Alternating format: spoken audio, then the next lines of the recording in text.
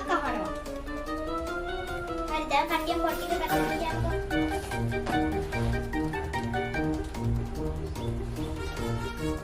හරි.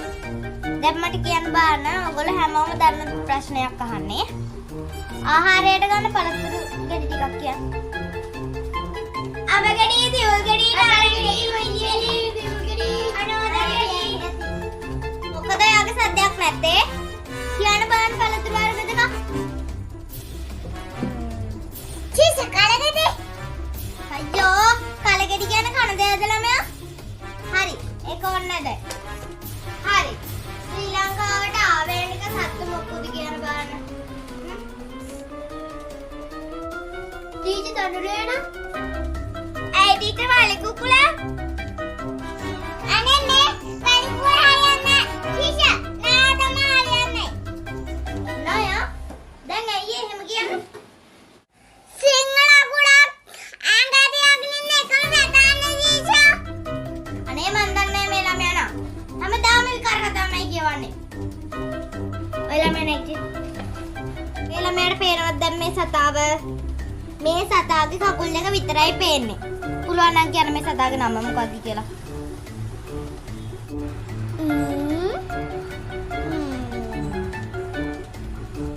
බුලු කියන්න නැන්චිද? ඒකන් දන්නේ.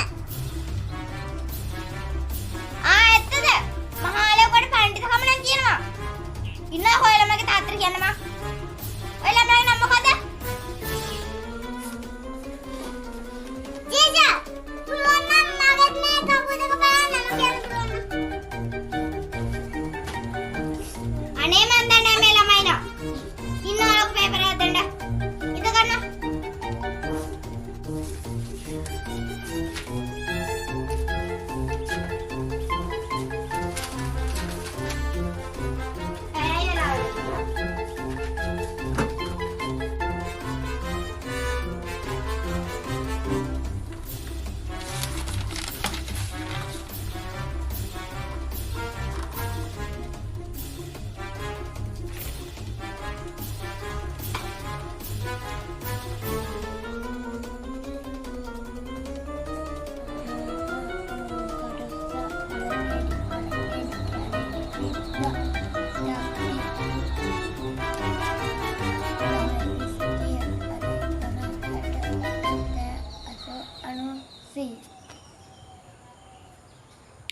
දැන් පේපර් ටික දෙන්න. බලන්න නම ලියලා තියලා.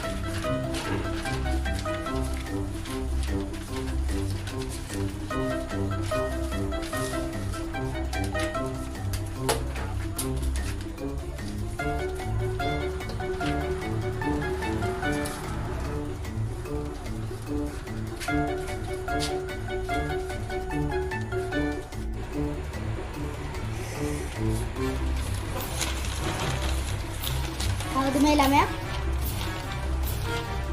දෙවනි කවුද මේ එන්න?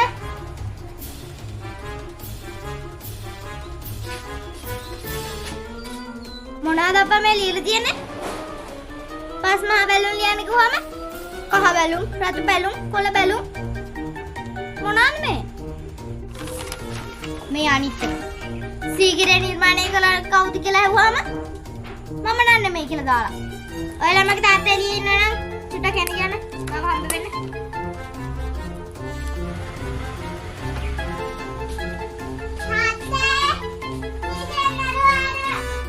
මාරේ මොගේ නඩුවක් වෙන්න. යමන්කෝ බලන්න. හරි.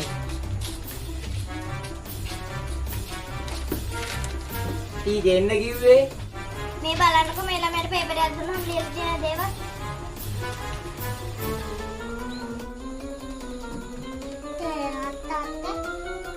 බලන්නකෝ ඔය පේපර් එක ඇවිල්ලා කියයි සීගිර නිර්මාණය කළේ කවුරු විසින්ද කියලා. බලන්නකෝ ලියලා තියෙනක මම නන්නේ මේ කියලා. ඉල් ඇත්ත කියහන්කෝ උඹද ඔය වැඩේ කරේ ඈ කරා නම් පිළිගනින්කෝ බං. යකෝ උඹේ තාත්තා හැටියට මටත් ආඩම්බරයිනේ. අනේ